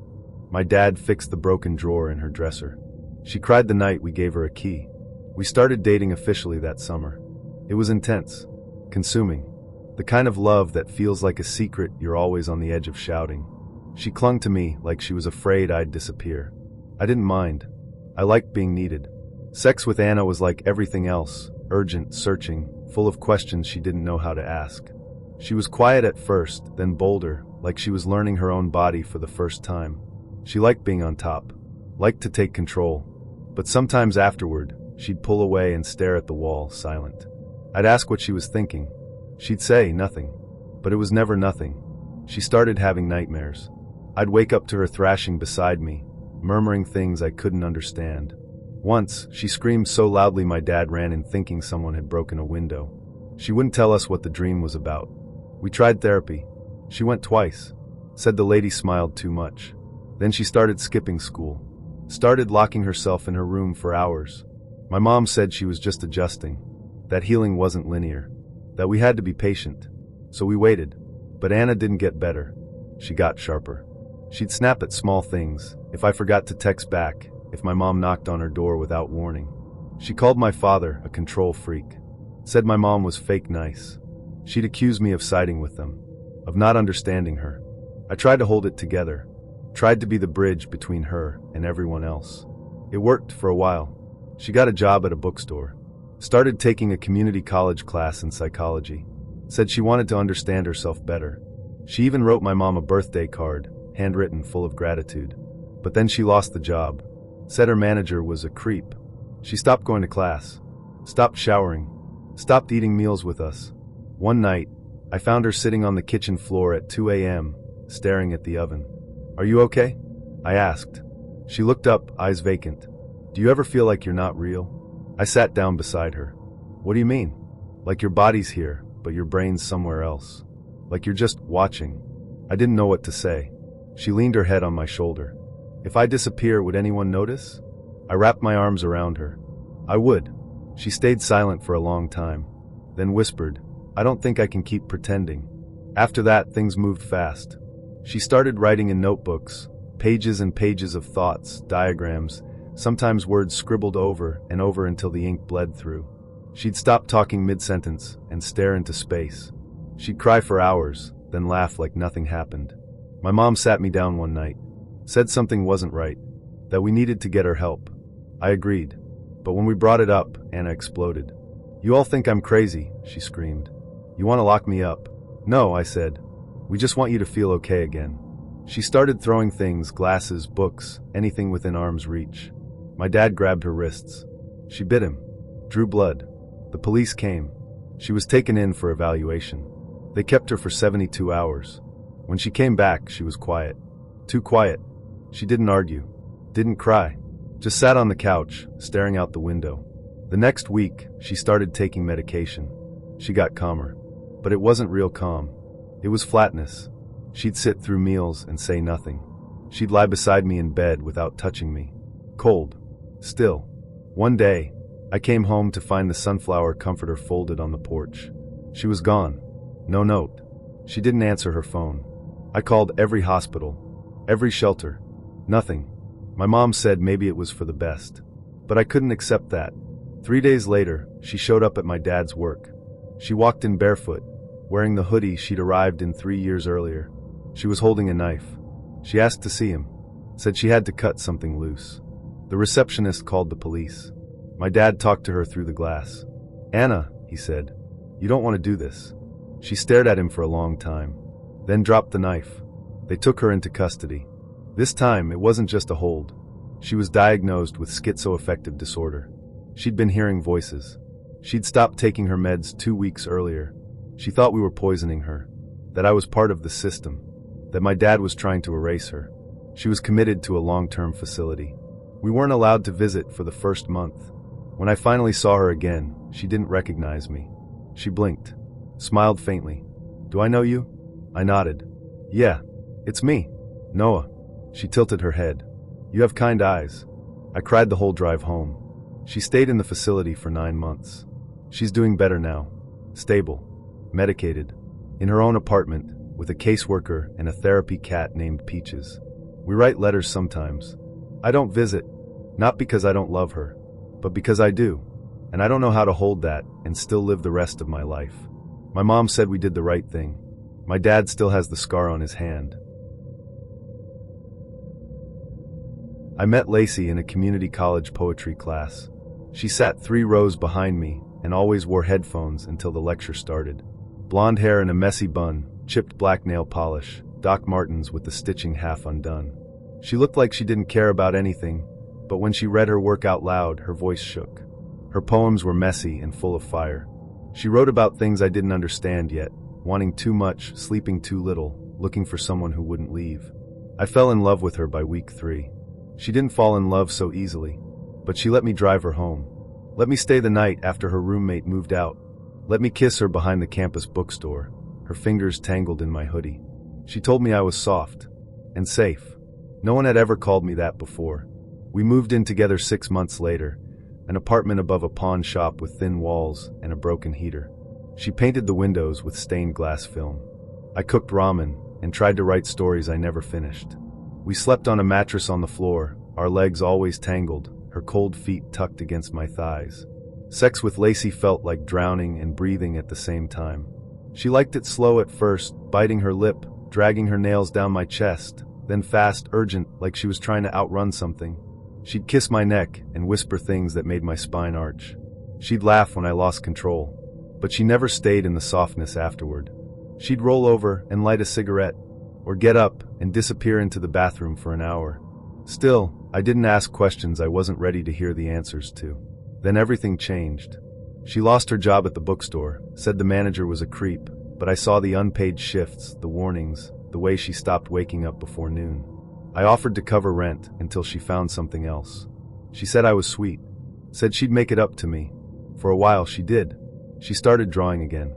Even let me read a few new poems. We made love on the couch one night, slow and quiet, her head resting on my chest afterward. But then the people started coming around. Strangers.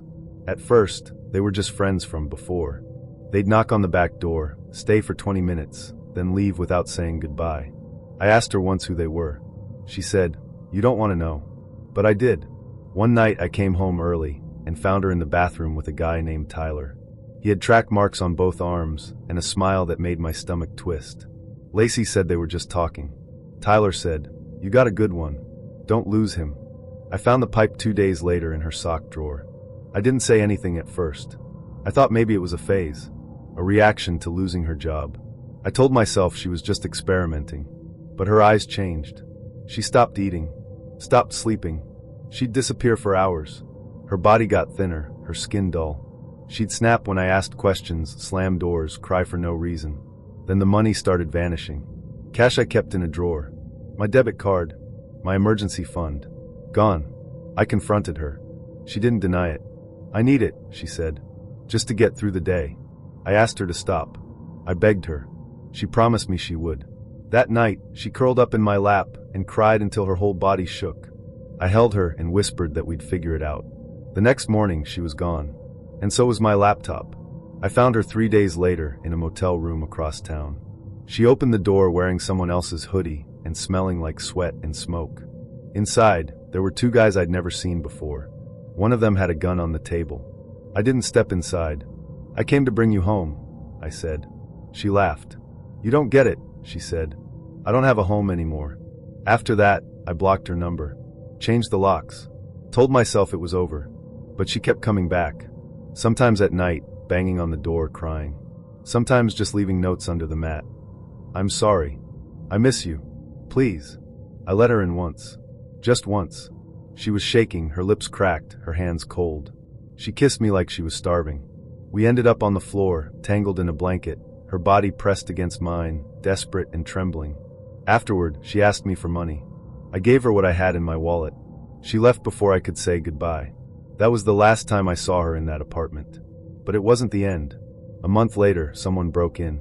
I came home to the door cracked open, the place ransacked. Drawers pulled out, clothes everywhere. And in the corner, a message scrawled on the wall in lipstick. "You left me." I called the police. They said there wasn't much they could do. I packed everything I owned into my car and drove to a friend's cabin in northern Idaho. No signal, no neighbors, just trees and silence.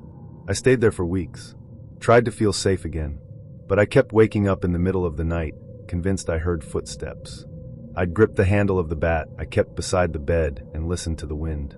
Then one night, I saw headlights, a car pulling slowly down the dirt road. I turned off the lights, held my breath. It didn't stop, just passed by. But that was enough. The next morning, I left. I changed my number again, moved to a new city, started over. I still think about her sometimes, about the way she used to read poetry out loud, like every word was bleeding from her, about the way she kissed me that first night, soft, like a promise. But I also remember the pipe, the motel room, the gun, and the message on the wall. Love didn't save her, and staying would have destroyed me. I met Mark in Vienna on a Wednesday afternoon, in a cafe near the Naschmarkt where I used to go to read after class. He asked if he could share my table. I said yes, because I'd been in Austria for 3 months and still hadn't gotten used to sitting alone. He was French, tall, with dark curls and a soft accent that made every sentence sound like a secret. He said he taught high school literature in Lyon. Said he was in Vienna for a conference on post-war poetry. He asked what I was reading. I showed him the cover, Rilke. He smiled. Sad and beautiful. Like all the best things. I laughed. We talked for hours.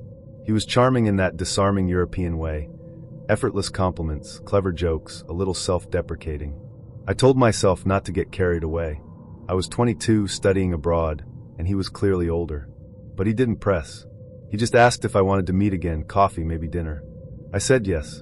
Our second date was wine and mushroom risotto at a place hidden behind a bookstore. He quoted Neruda.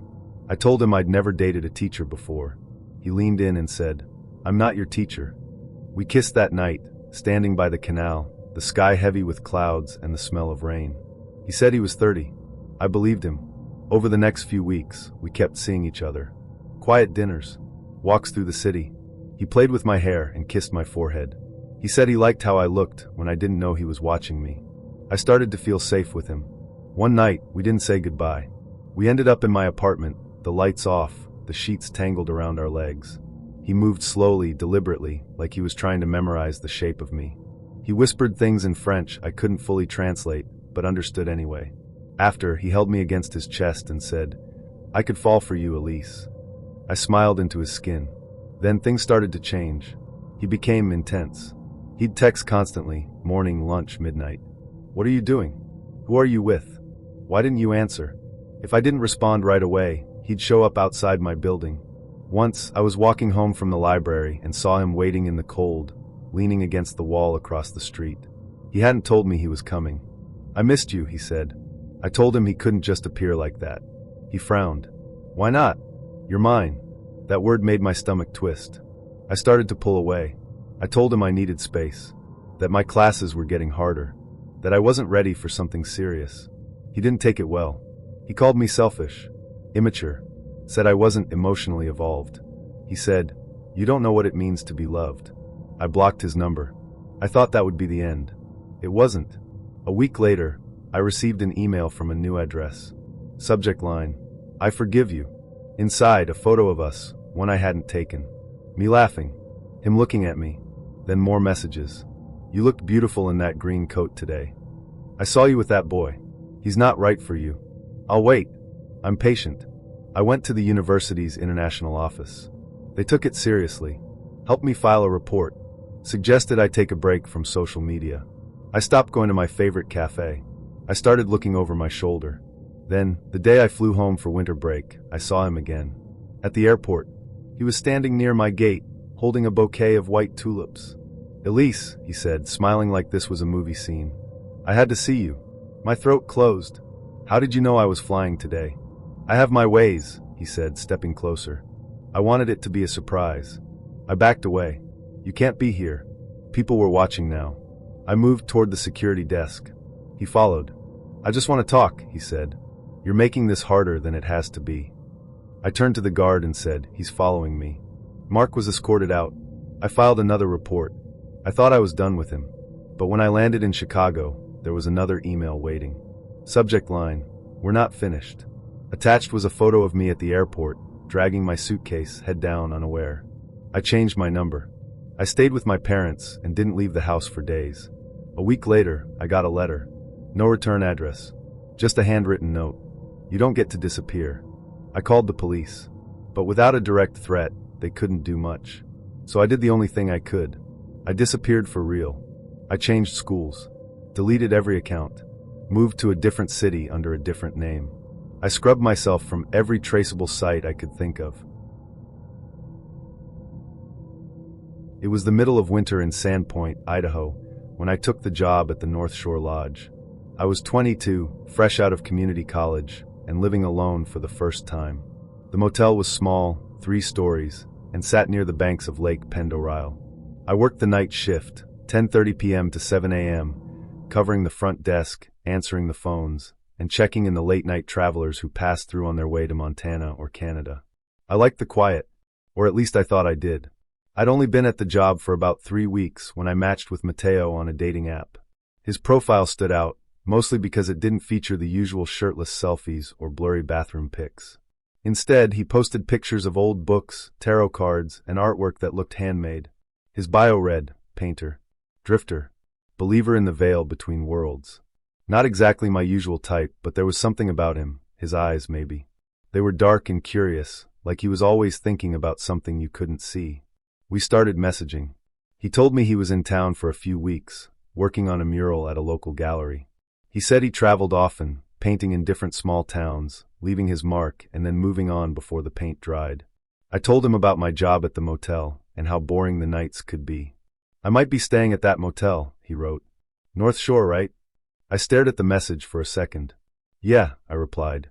You're there now? He said yes. Room 314. Top floor, end of the hall.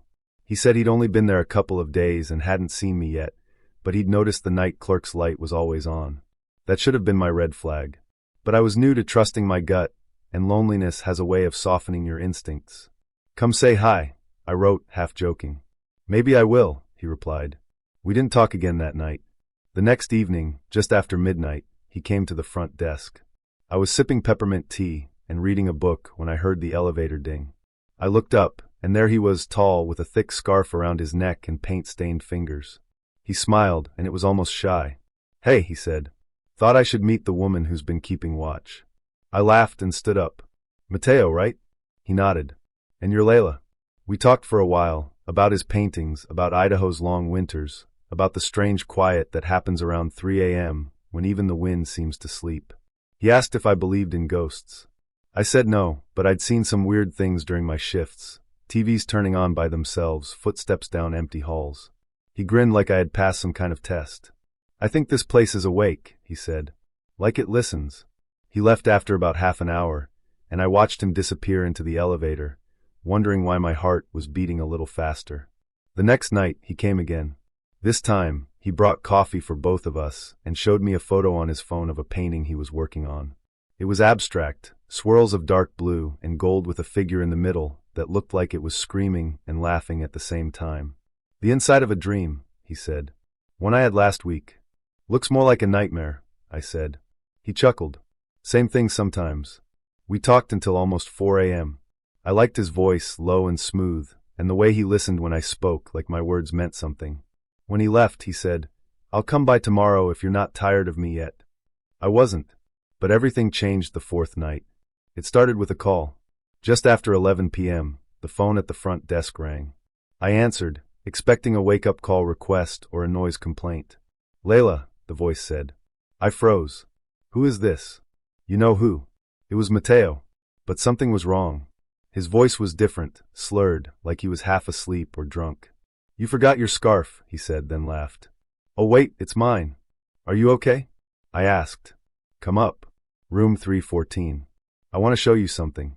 I hesitated. Mateo, I'm working. He didn't respond. Then he whispered, they're all sleeping now. Just come up. The line went dead. I sat there for a few minutes, staring at the phone. I knew I shouldn't go. It wasn't professional. It wasn't smart. But curiosity and a strange sense of pressure pulled me toward the elevator. I took it to the third floor. The hallway was dark. One of the overhead lights had gone out, and the others flickered slightly, casting long shadows. Room 314 was at the end, just like he'd said. The door was slightly ajar. I knocked gently. Mateo? No answer. I pushed the door open.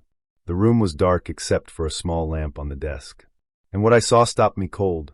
The walls were covered in paper, hundreds of sheets, taped over the wallpaper, all painted with the same abstract shapes. Spirals, eyes, mouths. Some of them had writing over the paint in red ink. I stepped closer and saw the words. I see you watching. The clerk who never sleeps. She's the one. Then, from behind the bathroom door, I heard humming. I backed away, heart pounding. Mateo? I called, trying to keep my voice calm. The humming stopped. The door creaked open. He stepped out, shirtless, his jeans splattered with paint. His eyes looked wild, unfocused, and his smile was too wide. I knew you'd come, he said. I held my hands up. Mateo, I think you need to rest. You've been working too hard. He shook his head. No, you need to see it. He walked to the bed and pulled something from beneath it, a large, flat canvas wrapped in plastic. He tore the covering off and held it up. It was a painting of me, sitting at the front desk, staring straight ahead. But in the background, the walls were burning, and my reflection in the window was smiling with sharp, bloody teeth. I didn't know what to say. I was frozen. You're part of it, he whispered. You've always been part of it. I turned to leave. That's rude, he said sharply. You came all this way. At least say thank you. I didn't answer. I just ran. Down the hall, into the elevator, back to the lobby. I locked the office door behind me and called my manager. No answer. I called the police. By the time they arrived, Mateo was gone. Room 314 was empty. The paintings were gone too, every single one. The clerk who had checked him in swore she'd seen him leave that morning with only a backpack. There was no record of him checking in under the name Mateo. The ID he used turned out to be fake. He vanished. I quit the job 2 days later. I had just moved to Missoula for art school. It was my first time living away from my family in Atlanta, and even though I'd always thought of myself as independent, being all alone out west, surrounded by pine forests and snow-capped mountains, made me realize how far from home I really was. It was beautiful, sure, but lonely. I didn't know anyone here. The classes were small, and the social scene was quiet. One night, after finishing a charcoal sketch of a deer skull for my anatomy class, I got bored. I downloaded a dating app on a whim, one of those that everyone says is full of weirdos but still uses anyway. I wasn't looking for anything serious, just someone to talk to, maybe hang out with and feel a little less alone. That's when I matched with Rami. His profile was full of music. There was a video of him playing a keyboard in the woods, another of him singing into a mic in what looked like a cabin. His bio said he was into jazz fusion and experimental film, and that he was originally from Tunisia but had grown up in Minneapolis. He had this cool, offbeat style, curly hair that fell in loose spirals around his face, always wearing vintage jackets, and he seemed to be smiling in every photo. He messaged me first. Hey Nia, I like your sketch of the crow with the broken wing. There's something sad and beautiful about it. I was surprised he'd even noticed. Most guys just commented on looks. We started talking, and it was easy, effortless. He told me about a film he was scoring for a local filmmaker and how he'd converted his garage into a music studio. I told him about my art, my homesickness, and how I missed southern food. He offered to make me shakshuka sometime. I didn't even know what that was, but I smiled and said sure. After a week of chatting, we agreed to meet in person. We kept it simple. Coffee at a little place called Break Espresso downtown. He brought sheet music to show me, and I sketched his hands while he talked. It was actually nice. He wasn't creepy or over the top. We talked about our favorite childhood cartoons and shared stories about growing up in completely different parts of the world. By the end of the coffee, I didn't want the night to end. Want to come hear me play something? He asked. I've been working on a new piece in my garage studio. It's not far. Normally, I wouldn't say yes. I've always been cautious. But something about Rami made me feel like I could trust him. Maybe it was the way he talked about music like it was sacred, or maybe I just didn't want to go back to my dorm and stare at my ceiling all night. So I said yes. His place was on the outskirts of town, near Lolo National Forest. The houses were farther apart there, with long driveways and tall trees everywhere. His was a small, single-story home with a wide gravel driveway and a detached garage out back. It looked cozy, like the kind of place someone could write a novel in. He led me into the garage through a side door, and I was surprised by how warm it was inside. There were rugs layered on the concrete floor, tapestries on the walls, and string lights hanging from the ceiling. In the middle of the room was a digital piano on a stand, surrounded by amps and cables. A few guitars leaned against the wall, and there was a small couch tucked in the corner. "Make yourself at home," he said, sitting down at the piano. "Let me show you what I've been working on." He began to play. It was haunting, the kind of music that makes you feel like something important is happening even if you don't know what. His hands moved quickly, confidently, and I sat there mesmerized. I closed my eyes, letting myself sink into the sound. When the music stopped, I opened my eyes, and he was staring at me. Not in a flirty way. In a way that made my stomach twist. "You smell like my aunt's house," he said quietly. I blinked. "What?" He leaned closer, still seated at the piano.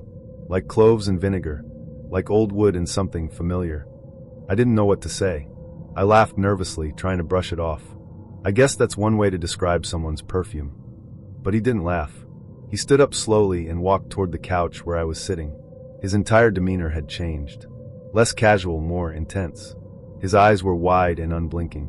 I could feel my heart start to race. "I've never met anyone who smells like that," he said, taking another step. "It's like I knew you before. Rami, I said, trying to keep things light. I think you're reading way too much into my shampoo. He didn't stop. He sat down beside me, closer than I was comfortable with, and stared at me like he was trying to see through me. Do you believe in past lives? He asked. I don't know, I said, shifting away. I've never really thought about it. I do. His voice was a whisper now. And I think you were someone important to me, back then. Okay, that was enough. I stood up. I think I should head back. I've got class early tomorrow. He didn't move, just watched me.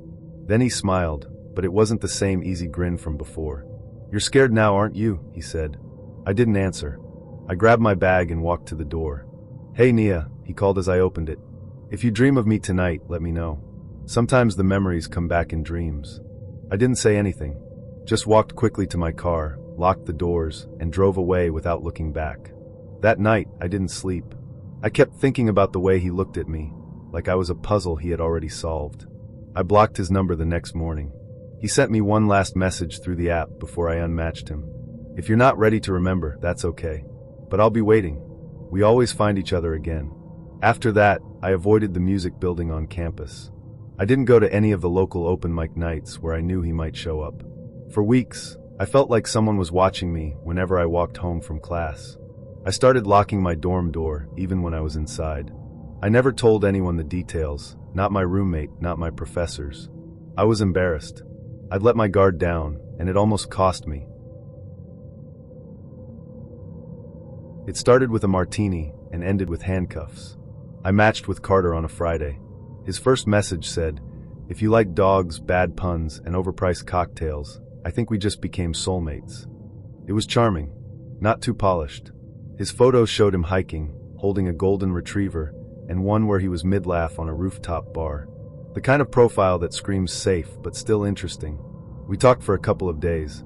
He was funny, responsive, and asked real questions, not just WID.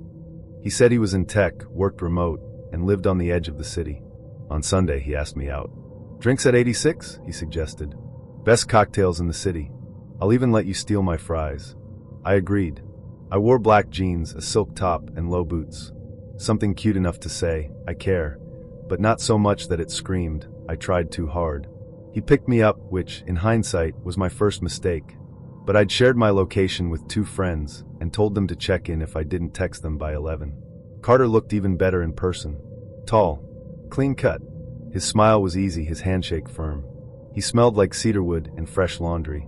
The bar was dim and stylish, all exposed brick and flickering candles. We sat at a booth near the back. He ordered an old-fashioned. I got a dirty martini. Conversation flowed. He told me about his dog, his attempts at woodworking, and how he once tried to build his own desk and ended up with a splinter in a very uncomfortable place. I laughed. Too easily, maybe. I was 1.5 drinks in when I started to feel off. Not drunk. Not even tipsy. Just heavy. Like my limbs were moving slower than my brain. I blinked hard. Hey, Carter said gently. You okay? Yeah. Just tired, maybe. My words felt slurred. You want to go back to my place? I can get you some water, or Uber you home. I opened my mouth, intending to say no. But instead I nodded. Everything after that is a blur. The car ride. The slow sway of streetlights. The scent of his cologne, too strong now cloying. I remember stumbling through a door. And then black. When I woke up, everything was wrong. The room was cold. The floor was cement. There was no bed, just a metal table, like the kind you'd find in a morgue. I was strapped to it. Wrist restraints. Ankle cuffs. Leather and steel. Panic bloomed so fast it burned. I screamed. No answer. The room was dim, lit by a single bulb hanging from the ceiling. And in the corner, surgical equipment. Scalpels. Forceps. Syringes. Neatly arranged on a tray. My stomach turned. The door creaked open. Carter stepped in wearing gloves. Morning sunshine, he said. My throat went dry. What is this? He tilted his head, like I was being silly. You're special. I knew it the moment I saw you. You drugged me, I said, shaking. He smiled. I just needed you to be still. I started crying. Please, please let me go. He walked over and brushed hair from my face. Don't cry. I'm not going to hurt you. I just need to understand you better. What's inside? I screamed again. He didn't flinch. He turned, picked up a syringe, and said, You'll sleep again soon." He walked out without using it. That's when I realized he was preparing something. I had minutes, maybe. I looked around. My purse was gone. My phone was missing. But my jacket, my light denim jacket, had been tossed over a nearby chair. And I remembered something. My backup phone. I kept an old iPhone in my jacket. No SIM card, just Wi-Fi. I used it for music. It could still connect to iMessage when I had a signal. I twisted my wrist. The restraint had some give. Not much, but enough. I wrenched and pulled, skin tearing slightly. My wrist slipped free. I reached for the chair, dragging it closer with my foot. Got the jacket. The phone was still in the inside pocket. I powered it on with shaking fingers. One flicker. Battery low, 5%. But it connected to Wi-Fi. I opened messages. My best friend Tasha was the first name. I typed, "Help. I'm trapped. 293, Redstone Lane. Basement. Call cops." Then I hit send. The phone died right after. I lay back down, slipped my wrist back into the strap, and tried to look still. I heard footsteps 2 minutes later. Carter came back in holding a notebook. He didn't notice the phone was gone. "Ready?" he asked. I didn't respond. He leaned over me. Then, the sound of sirens. He froze. "No," he whispered. I started screaming. "I'm down here. Basement." He panicked. Threw the notebook. Ran. Upstairs I heard banging. A door crashing open. Voices. Shouts. Boots. Then a man yelling, "Clear the hall. Get her out." A flashlight beam hit my face. 2 officers rushed in. "Oh my God," one of them said. "Hands off the table," the other said gently. "You're safe. We've got you." I sobbed as they undid the restraints. I'd never cried that hard in my life. They helped me into a blanket, up the stairs, into the night. Carter was arrested in the backyard, trying to climb the fence. He had surgical plans printed on his computer. A folder of photos. A list of names. I was number 7. The others were missing. I testified in court 6 months later. He got life without parole. I moved cities. Changed jobs. Started over. But sometimes I still dream of that room. The table. The tray. The look in his eyes when he said, "What's inside?" I remember what the officer told me as he walked me out that night. "You saved your own life." And I did. With 5% battery and a backup plan. Never again will I get in someone's car on the first date. And I always share my location. Because monsters don't live under the bed. They have dating profiles. And good smiles. And plans. When I first matched with Alex, I felt that little spark in my stomach, the one that feels like possibility. His profile was clean, his photos well lit but casual, and his messages were clever without being try-hard. He said he restored antique furniture and had a rescue cat named Spoons. I'd been single for almost a year post-divorce. I wasn't looking for forever, just maybe someone who could make me laugh and split a pizza with me on a rainy Sunday. Alex seemed normal, charming even. He texted me good morning. He remembered my dog's name. He didn't ask for nudes, rare, frankly. After a week of talking, he said, "Want to grab drinks this weekend? I know a place that's quiet, good lighting, strong bourbon." I said yes. He picked me up in a matte black Jeep that rumbled like it was compensating for something. He wore a fitted Henley dark jeans and a leather cuff around one wrist. I noticed he was taller than I expected. Clean-shaven. Smelled like cedar and smoke. He smiled when I got in. "You look even better in person." I laughed. "You're not so bad yourself." "Not bad," he teased. "I'll take it." We went to a bar that felt more like a speakeasy. Dim lights, velvet booths, a bartender in suspenders. It was quiet enough to talk, and Alex was easy to talk to. Funny, flirty, but not pushy. We drank old fashions. He told me about his cat. I told him about my ex, just enough to explain the wariness in my eyes. After the second round, he leaned in and said, "Want to go somewhere quieter?" I hesitated. He read it on my face. "No pressure. We could just drive around. I'll keep my hands to myself." I should have said no, but there was something magnetic about him, and I was tired of being cautious. "Okay," I said, "but I'm not sleeping with you tonight." He raised his hands. "Scout's honor." We drove out of the city. I watched the lights thin out as he turned onto a narrow road lined with trees. "Where are we going?" I asked. "My place. I've got a sunroom filled with plants. You'll love it." He didn't mention the cats, or the weapons, or the locks. When we pulled up, The house looked like it had been dropped from a horror movie set. Big, old, and leaning just slightly like it was trying to whisper something. Inside, it smelled like lavender and something faintly metallic. There were cats everywhere. On the stairs. In the kitchen. On top of the fridge. Their eyes followed me. Alex chuckled. They're curious about new people. I nodded, trying not to look startled. He offered me water. I asked for tea. He made it in a mug that said, "Trust no one." I should have left then. We sat in the sunroom, except it was night, and the moonlight made everything look silver and strange. Alex told me he collected knives. Knives? I asked, trying to sound casual. Antique ones. Military. Ceremonial. Some are cursed probably, he said with a grin. I laughed politely. He got up and opened a cabinet. Inside were at least a dozen blades, some curved, some serrated, one shaped like a claw. Don't worry, he said. I keep them for the energy. I didn't know what that meant. Something shifted in his face then. The lightness dropped. He sat back down and looked at me too long. You're quiet, he said. I'm just taking it all in. You're not scared of me, are you? No, I lied. He leaned in. You should be. I smiled, trying to play it off. You're messing with me. He didn't smile back. Then he stood and locked the sunroom door. From the inside, my stomach turned. Alex, I said. He turned the key and slid it into his pocket. Don't worry, he said. I'm not going to hurt you. That's what people say before they do. I stood up. I think I should go. He stepped between me and the door. Did I do something wrong? He asked. His voice was calm, but there was an edge. No, I said. I'm just tired. He didn't move. Then something behind me shattered. A cat knocked over a planter. Alex turned his head. I grabbed a ceramic lamp off the table and swung. It hit his shoulder. He shouted. I ran. Out of the room, through the hall, past the cats that screamed and scattered. I didn't know where I was going, just that I had to get out. The front door was locked. I found the side door in the kitchen. Unlatched it. Ran barefoot down the porch and into the dark. He didn't follow. Not then. I made it to the road. Flagged down a pickup truck full of teenagers who looked at me like I was a ghost. They drove me to a gas station. I called the police. Filed a report. They searched the house. He was gone. Vanished. The cats were taken by animal control. The knives by evidence. They never found him. Alex, or whatever his real name was, disappeared. I changed my number. Deleted my dating apps. I started therapy. Sometimes I still dream about the sunroom.